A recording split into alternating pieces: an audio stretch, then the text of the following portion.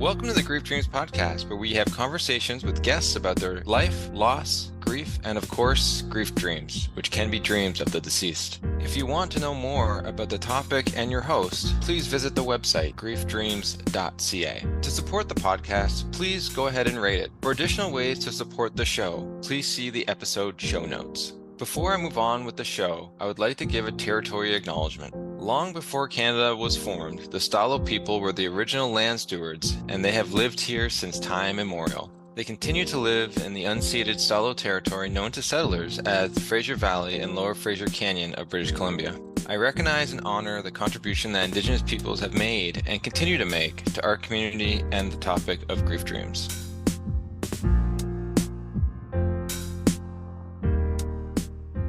Welcome to the Grief Dreams podcast. Thank you again for tuning in. I am your host, Joshua Black, and I am here with a special guest, Dr. Saul Ebema, who is an expert on spirituality and grief at end of life. As president of Hospice, Chaplaincy, and director of bereavement services for one of the leading home health and hospice providers in the United States, Dr. Ebema draws on over 20 years of experience as a chaplain, minister, and grief counselor. Through his podcast and online education, he is advancing compassionate, inclusive, end-of-life care that helps diverse communities find meaning amid terminal illness, death, and bereavement. Thank you so much, Saul, for being with us today. Thanks for having me. That is quite a long introduction there. Hey, you deserve it. I bet you it could be longer. Used to that.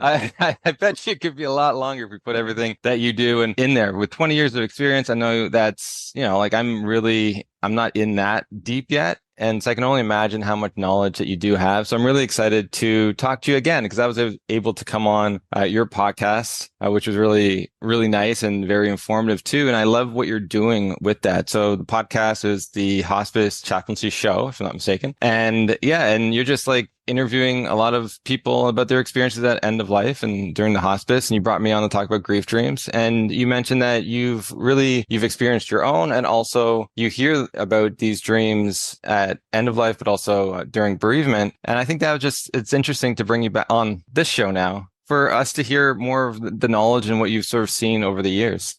Joshua, meeting you has really helped me learn something that I never thought much about. I've gone through my own personal grief and I've had those nightmares. And I hear a lot of people talk about these grief dreams. But it's something that I'd never taken as seriously until I met you in December and interviewed on our podcast. Really, so you've contributed to enlightening me about this and taking it a little much more seriously than before. So I'm grateful for that. That's beautiful. I'm happy that it did that, right? And that's sort of the whole point, because we're trying to educate ourselves and normalize what actually is going on in the bereavement process, but also evaluate these experiences that we have that, let's say, like our culture just doesn't really talk about. And we need sometimes that academic knowledge to bring it up to light to say, no, this is important and this is different than normal dreams. And it can impact the grieving process, positive or negatively, as one sort of journeys through that. And if we can help those people in whatever way to just give them a space to be able to share some of these experiences, well, it wouldn't be where it is today. I think that's sort of the whole point. It's like if we talk about it, then people can normalize it, because if we don't, people keep it in and they may interpret it incorrectly or think that something may be wrong with them. A lot of times it's just part of the grieving process and we just don't know enough about it. And so I'm glad that you took another look at that. And so did you want to sort of talk about maybe your own loss and maybe the dreams that you had that were nightmarish? Yeah, I can just share a little background. I grew up in South Sudan. In my childhood, I think even up to today, South Sudan was a war zone. So I grew up in a war zone and it was really challenging. And in 1989, when I was 12 years old, my village was attacked by the government militia. And it was evening, we're just sitting for dinner, and all of a sudden we heard gunshots outside and people are screaming for their lives. And my father said, just stay in the house here. Let me go outside to see how we can escape this. And before he can even leave the hut, the house, their little huts, the government militia pushed him inside. And they tied, my brother was 14, I was 12, they tied us together. And then they put the focus on punishing my parents and they beat them. As if that was not enough, they took machetes and began to chop them into pieces. and poured gasoline and lit them on fire. And then they went. As a 12-year-old, watching your parents die like that, a part of you dies. And through a series of miracles, were rescued and taken to a refugee camp in northern Uganda. And I remember I suffered through a lot of depression in that refugee camp, and I had a lot of nightmares. I kept replaying the death of my parents, and sometimes it's like I kept replaying some people chasing me with machetes, trying to kill me too. So those are the early introduction to grief dreams, and it came in that way when I was in a refugee camp at 12 years old. Yeah. Wow. Well, thank you for sharing that. That is so horrifying. And yeah, you'd expect to have nightmares after that, especially like that feeling so hopeless in those moments and having to sort of witness that, especially as a child, right? Where you're just Yeah. trying, you don't have there's nothing you could have done anyways. And to try to process that, I don't know what that's like. You know, like as I said, my dad died in a very different way. And so how did you even process that? Like, you're here now, you're helping others, you're smiling and laughing with me off air. So, how did you even get there? Because I think that's such a huge piece. Was it the spirituality piece that kind of like helped shift you to a place of, I don't know, optimism or positivity? Like, how did you get from that to who you are today? Yeah, it's a long journey. I think it took years. When I was in that refugee camp, I went through like I could sleep for days. I think I went through suicidal ideation, and a lot of the stress, the trauma contributed to a lot of the nightmares. It took a while, so they brought some therapists to help provide a sense of counseling. And there were some missionaries that came to the refugee camp and brought soccer balls. I think I tell people the soccer ball became like my best friend. You know, I had my own soccer ball. It got me out of bed because I couldn't wait to get up in the morning to go and kick the ball and play with my friends. And also, I admired the ability of the soccer ball. You know, when you hit it hard on the ground, the harder it bounces back. I admired the sense of bounce back ability of the soccer ball. And slowly, I'm like, I need to be like this. I need to bounce back. So when I was 15, something else happened. When I was 15, the young boys in the refugee camp began to disappear. One day you're playing soccer with somebody, and the next day they're gone. So there was a lot of terror in the refugee camp. What is happening to the boys? Now, in the refugee camp, we did not have the luxury that I have now. Now, if I want water, I just go to the tap and get some water. But there we used to go to the well, you know, in the forest, much farther from the refugee camp. So when my brother and I went to fetch water one day, the government, the Sudanese People's Liberation Army, the militia group that was fighting against the government, they kidnapped us. They kidnapped my brother and I, and they took us to a jungle. That is where they had kidnapped most of the boys. And they trained us to fight as guerrilla soldiers against the government. We were there for about 6 years. In 1999, my brother and I, we decided to escape. And then one of the boys told the army commander that those two brothers are planning to escape. So when the night came for us to escape and we're running, they began to shoot at us, and my brother was shot dead. I remember going back and thinking, I really want to die because I lost everybody that meant something to me. Yeah, so how did I bounce back? It's a series of miracles. So after I went back in the year 2000, I was able to escape, and the government militia was throwing bombs where we were hiding. So I was able to escape, and I ran for a long time. By a miracle, I found myself in the border of Uganda and Sudan.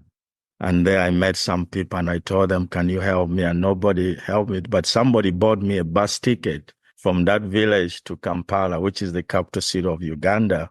It's like maybe $1, but it changed my life. So I take the bus and I end up in Kampala, and I get off in Kampala and I don't know anybody. So I became homeless, and I was sleeping in the streets and eating from the garbage cans there in Kampala. But even there, yeah, the moments I got to sleep, I think the nighttime never felt pleasant because I had a lot of nightmares, whether from the killing of my parents or from being a guerrilla soldier where people are shooting at you. And yeah, it was challenging. So one day in Kampala, I found somebody that these people that drive semis from country to country, some transporting goods. And that guy is like, I'm traveling to Tanzania and this, if you want to come. I had nothing to lose. So I began to travel with them, and I had no passport, no travel document. And when we arrived at the border post to cross over, I would hide with the goods. And then after that, would cross over to the next country and continue. So it was a long journey to Dar es Salaam, to Zambia. Then we ended up in Johannesburg, South Africa. And in South Africa, he told me, okay, this is a place where you're going to be fine. He gave me some money and he bought me some clothes. So just go find a motel. You'll find other people from your country here. And as I was walking for the first time in my life from the jungles to a world-class city, Johannesburg. So two criminals come with a gun and they take everything that this guy had given me. And I had no idea that streets had names.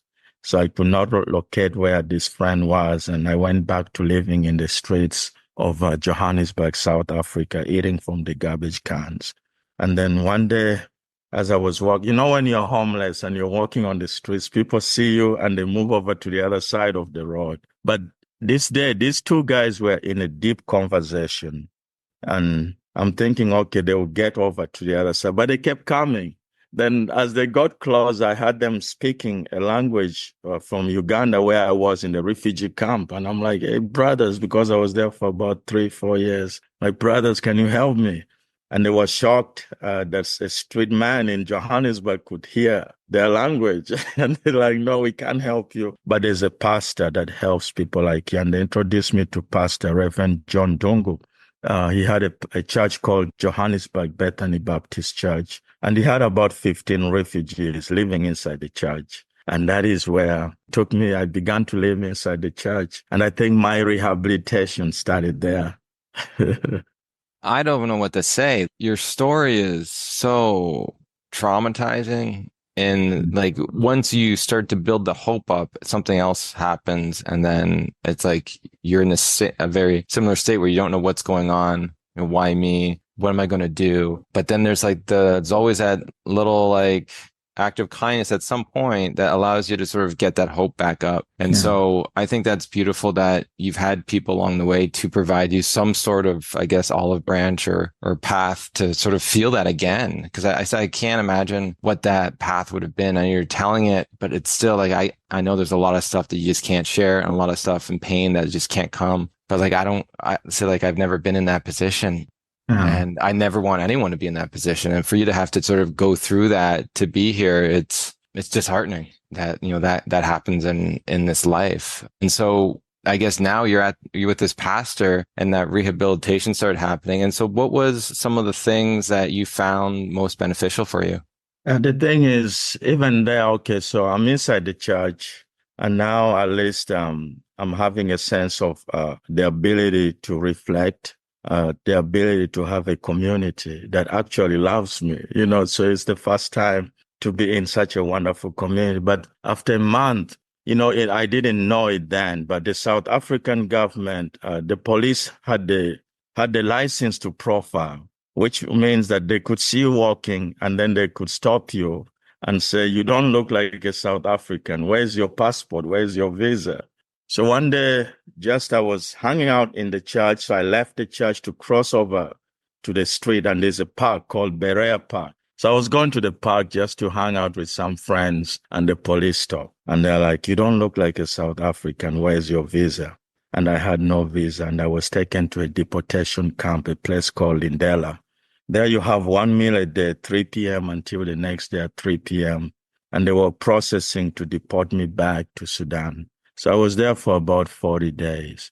The thing is, because I was forced to fight against the government, if I was deported to Khartoum, I was going to be put on the firing squad. I was going to be killed right away. So miraculously, I don't know whether it's from the church, the lawyers for human rights came and some journalists came and They interviewed me and they published, is it fair to deport this young man back to Sudan, knowing that upon arrival he's going to be killed? And the public said no. So I was released. And so I went back. I went back to the church, and I think everything finally clicked for me. I'm like, I truly have a chance to live. So I went back to the church, and I became active in the youth. I don't know how to sing. I was singing in the choir. I was the usher. I did everything. I did everything. And I found a sense of purpose. And in 2001, I had no high school degree, but the church took me to the Baptist Conversion College. They're like, your life experience is what the high school degree. Come here and study. So I went to the Baptist Conversion College. And so being able to study and find a purpose helped me to overcome. And after 3 years, I was top of my class. And I got a presidential scholarship to come and do my master's and doctorate at Northern Seminary here in Chicagoland. But yeah, so I think the support of a loving community, the church community and the school, and those things helped me to find a sense of purpose and to begin a journey of healing and to become a healer in the process. Wow. Yeah, I think you're absolutely right. And the pastor was right too, on the sense of the lived experience is worth so much more. And just with our conversation, said you are a healer. You're such a loving individual. And so what led you into that end of life and then bereavement area? Because one would think that one may want to stay away from that given one's own experiences of trauma and death. And so what led you into that area?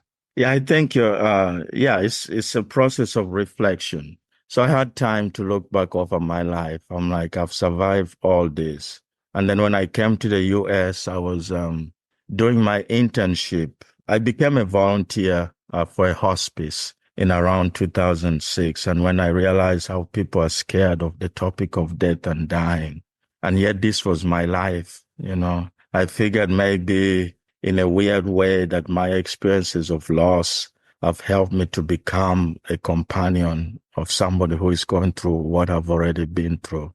And so it gives me the opportunity to just walk alongside them and provide the comfort because I've been through it. I've seen what death can do. I've seen what grief can do. Yes, I had nightmares, like I told you, and I had it up to until maybe 15 years ago. Even sometime like now, I've decided to begin to write down my story. And sometimes, yeah, it's like you're being, so I've never had time actually to sit and interpret the meanings of those nightmares that I have. But talking to people who are grieving too, I hear a lot of stories about their dreams too, which are much more peaceful and much more loving.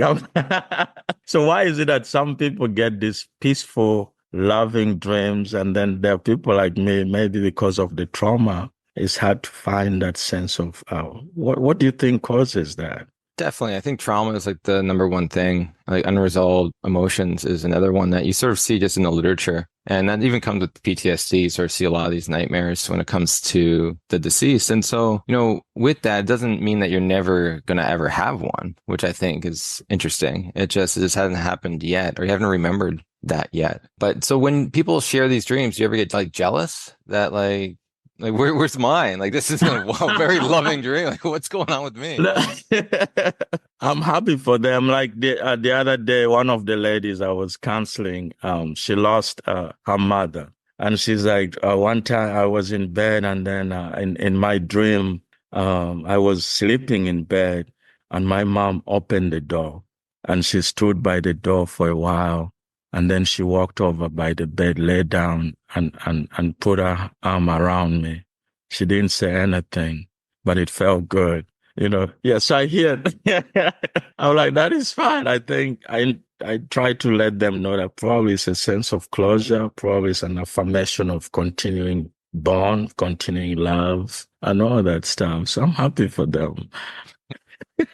Well, that's good. Because that's one of the questions I got a lot when I first started. A lot of people, it felt bad that other people around them were having these very beautiful dreams and they didn't have a dream or they're having nightmares, as you were saying. And it just can complicate things because, especially if someone's spiritual, like, what does that mean?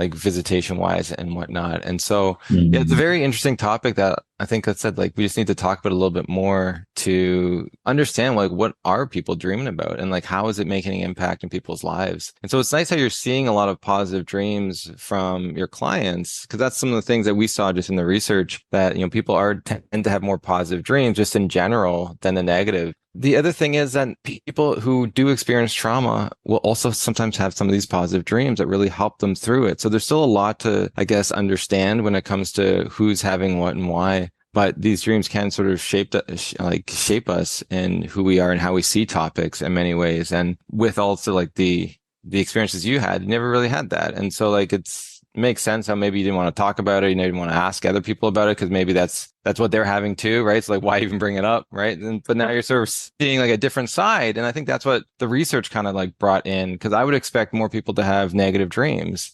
of the Mm. deceased just based on the research on dreams in general, because Western research anyway sort of shows that a lot of dreams represent our waking life. And so if we're in a grieving state or sad or traumatized, we're going to have more negative dreams. But yet when the deceased is a part of the imagery, they tend to be more positive. And so there's some other function Mm. going on, as you're saying, like the continuing bonds piece and stuff. And so I really do hope you have one of those dreams, moving forward in the future. But Who the knows? thing is, even when I've never had a dream where either my parents or my brother or any relative is in it. So the nightmares is other people either trying to kill me or some snakes trying to bite, So, yeah, so that is such a, much more confusing in that I've never had a dream where my parents were in it.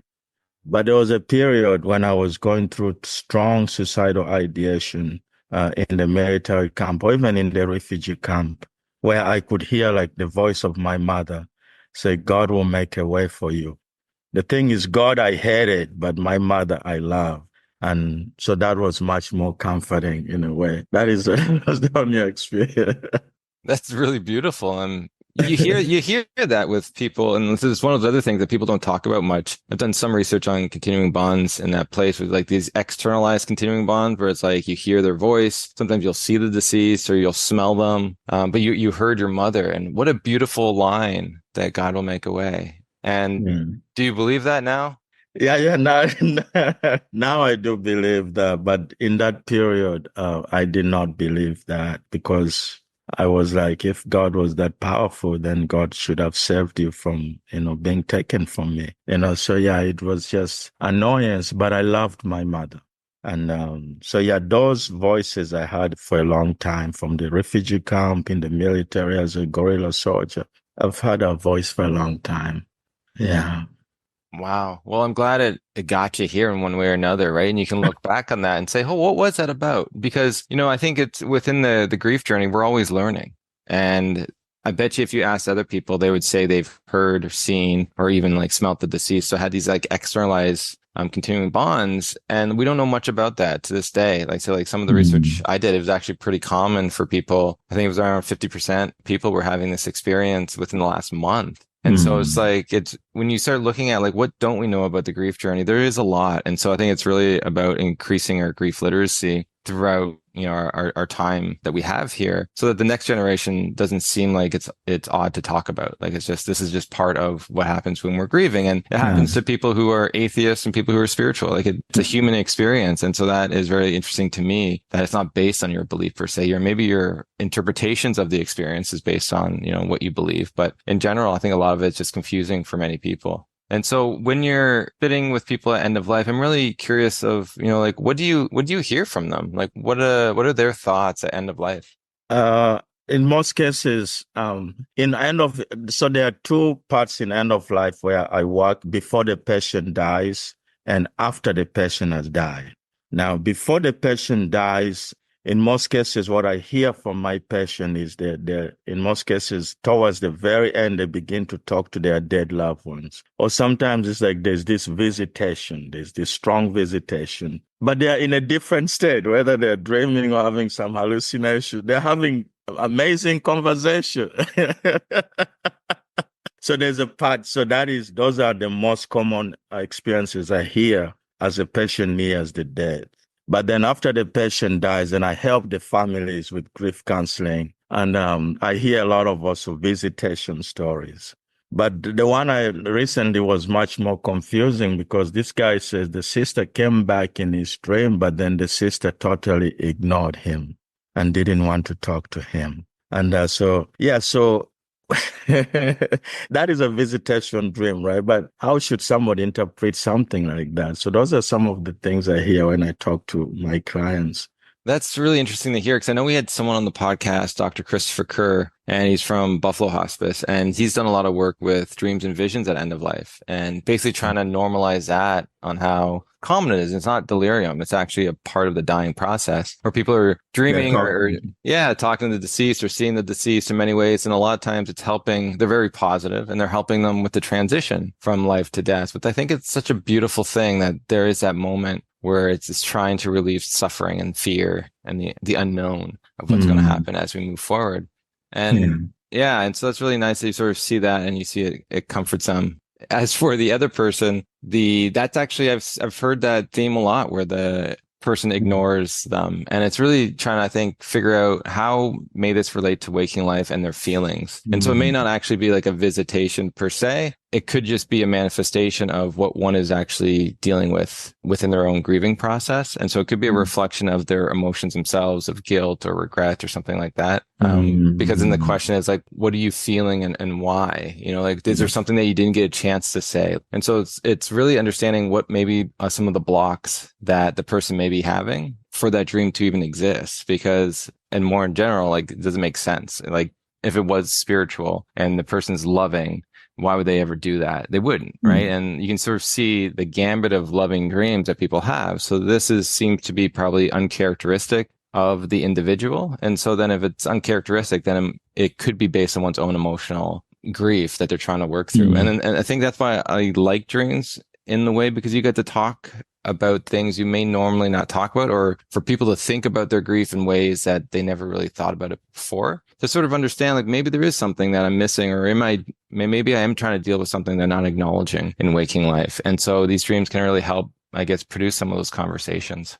So like when they asked me, like the lady who told me the mother came in, watched her as she was sleeping, went and lay in bed and hugged her, but she did not speak. She did not say a word. And yeah, I just told them it's an affirmation of love. But is that common? And why is there no word spoken? Asking a lot of great questions, I gotta say. You know, Now I get a chance to come to an expert because people ask me, these are things I never used to think about. I would maybe just brush it off simply that, she thought maybe if you need that comfort and I she think can do every that. aspect of love is different, and the hug and the touch probably meant a lot. Maybe that was something in there every day. I always ask questions, like when someone tells me a dream, or whatever. I just like further asking questions about it because it can be based on their relationship a lot of the times. And so, tell me more about times she's hugged you when you were in need. You know, like that's sort of like to interpret a Mm. dream. A lot of people say, what does it mean? I'm like, I don't really know. I don't know you. I don't know your experiences, but I can ask questions on it, and maybe you can sort of can concoct sort of an interpretation from it. But it is interesting how sometimes they don't talk, or if they do talk, it's very short.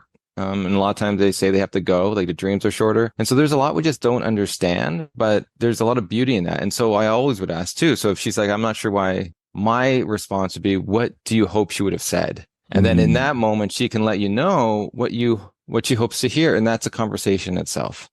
Mm. And so we're Mm. just furthering the conversation that a dream has provided us in like this moment of time. And that allows the grief counselor or just the person listening to honor the dream, but also provide further conversations on it. So it's not like, oh, interesting, and then you change topic. It's like, no, let's actually talk about this. Like there's probably some really interesting stuff here that you may not have thought of that can actually lead us into really beautiful conversations for me to know more about you and for you to share a side of yourself that maybe you haven't shared before. Yeah. So for me, in my earlier years in a refugee camp, like the dreams I was having constantly in the earlier, just weeks after my parents were murdered, it's like my mind would replay that same scene. Is that still considered a dream, or? And I would wake up screaming, sweating and screaming, and because my mind is replaying all that night, that moment, and is that also considered as a dream, or there's a psychological? Mm. If you're sleeping, it's still considered a Yeah. dream, but it's definitely if it's like that repeated nightmare, Yeah. it's definitely it's the trauma that's trying to be processed. Like you can have Mhm. those flashbacks in waking life too, which you might have had also. And so the same thing can happen in your dreams. And so sometimes that imagery can change. And then that's sort of like the theory of how you know the dream is being integrated and processed. And so there's a different way of talking with people and exploring those dreams when it comes to the trauma Yeah. and the reliving of it. And so it just takes like a little more training on that. But, at the same time, it's like they've stopped, which is really great. But like that complicates everything because then you're not getting the sleep you need, which the sleep helps process I was everything. scared of sleeping. There were for years I was scared of sleeping, and I had to take some sleep aid to sleep. I was scared because the night I would be happy during the day, and the nights were just a torture, constant Mhm. torture. Every time I fell asleep, I was wake up screaming.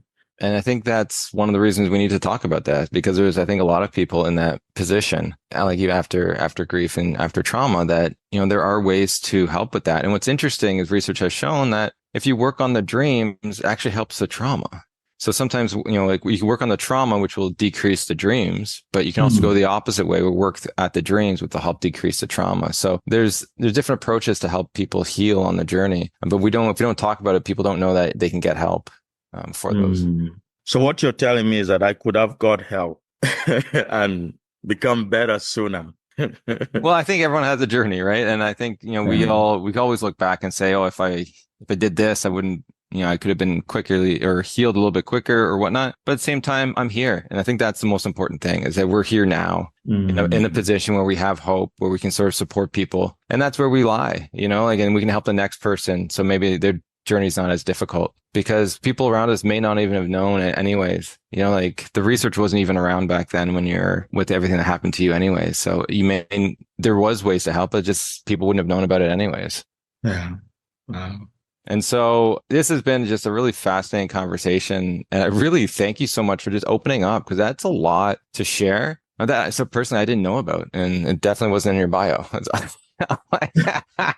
I was really like the 20 years experience was like enough for me to sort of be in awe, but then like what you've been through, the horrifying nature of the beginning of your life, but to get here where you are and to be able to share and help people, it's such an inspirational story. And I can't thank you enough for sharing that and to finding a way through because as you said, there's a lot of times you had the suicide ideation, depression, that it would have been easy to sort of just find a different path and do something differently. But you've really found a way. And whatever that is, and whatever that spark is in you, I know that's helping a lot of people find a way within their own life and find hope within their own life as they go through what they're going through. Thank you. Thank you very much. And so But, mhm. our last question that we like to ask our guests is that if you could have a dream tonight of someone who has passed, what would that dream look like to you? It will look a beautiful dinner with my mom. I would love to, because I feel like she saved my life, in those difficult moments where I didn't think I could live another day. And I could hear her voice. So yeah, a beautiful dream would be just having a nice meal with her. That's beautiful. Oh, that's nice. That's so nice. And would it That be got me emotional now. nothing wrong with that? Nothing wrong. And I'm curious, did she have like a certain outfit you'd want her to wear? No, Uh, no. I think just seeing her. Just seeing her Yeah, cooking up a storm for you. there you go. I like that. And I really hope you do have one of these dreams moving forward. And please let me know if you do, because I know even just talking about it can trigger people having these types of dreams too. So I've heard that. So if you do, please let me know. And please, stay in touch. I really want to sort of know more about your journey as you move forward and also support it in whatever way I can. And so for all the listeners, where can people find you, find your podcast? You can find the Hospice Chaplaincy show on most all the podcast platforms. But I'm here. I don't want to be found. But if you find me, that would be good too. You're a light in a time of darkness. Of course, you can be found. I'm around. Yeah. And is there a website that they can go to Yeah. know more Oh, about? it's okay. You insisted. You can go to hospicechaplaincy.com and you'll find me there. And feel free to reach out. Yeah. Amazing, amazing. And so thank you so much for providing that information. And we do hope to sort of stay in contact as we move forward. And so if you ever have any clients who have questions on dreams, feel free to, email me. I'm happy to sort of help out with that to help your Okay. job as you move forward too. Awesome. Thank you, my brother. I think, through this podcast, we found a strong brotherhood here. So yeah, we'll definitely keep in touch. Excellent. All right. Thank you.